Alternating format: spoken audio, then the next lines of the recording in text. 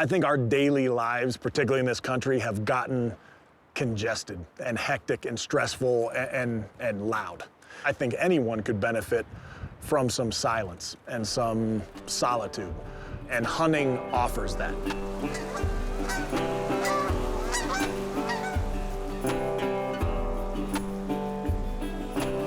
I grew up shooting and fishing and being out of doors. You know, skiing and hiking and in particular fishing. You know, my dad's an avid fly fisherman, and he taught my brother and I to fly fish before I can remember. I remember fishing on the Smith River and, you know, driving rain, bone-chattering cold, you know, as a boy, and kind of looking up at my pop and seeing that he wasn't complaining. I'm like, I guess we don't complain. And I feel like that's a foundational moment in who I am as a man. My dad would always just send me books that were worth reading above and beyond, you know, whatever my studies were. He sent me a book, you know, by Winston Churchill, and I read that book and knew I wanted to serve. Closed that book and called him and said, I'm joining the military.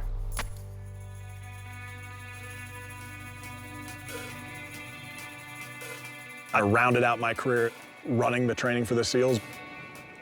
Took multiple rounds as an assault team leader. Central and South America, East and West Africa, Iraq and Afghanistan. You know, spending 13 active duty years, almost all of it sustained combat. When you depart that life, there is a void that is very, very hard to fill. It is being purposeful about finding what will fill that gap. It is a healthy thing to go find silence.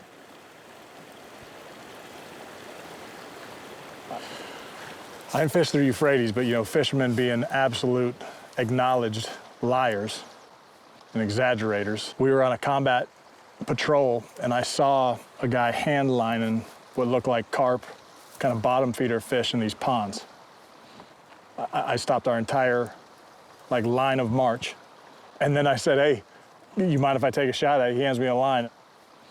I caught one with mortars coming in, man. My interpreter at the time took the fish. He goes sneaking around to 5, 6 houses. Next thing you know, he comes back and he's rigged up an oil pan. He found potatoes, and I swear to you, he made battered fish and chips out in the field.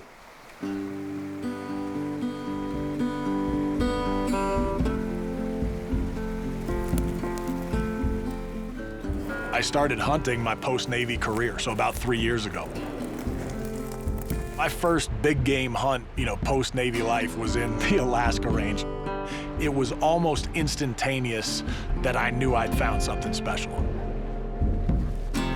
I needed not more than about 10 steps to have a heavy pack on my back, to feel the weight of that on your traps and shoulders, and oh, here we go, got a ruck on, I'm gonna be humping for a little while, and a gun and a weapon there and being in dangerous ground.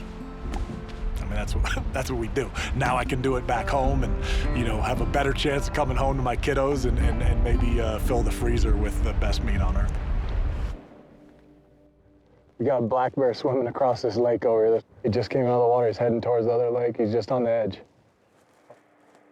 God, they're unbelievable animals.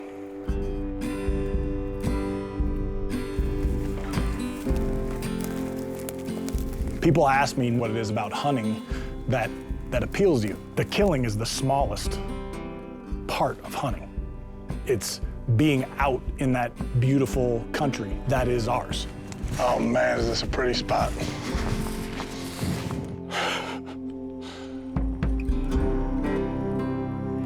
These national parks and these wild lands, like, that belongs to us. That is your land to be on. It's a gift that, like, very few people in the world, very few cultures and countries in the world experience. It's a place to find silence, and then tremendous, tremendous gratitude for being in that part of the world.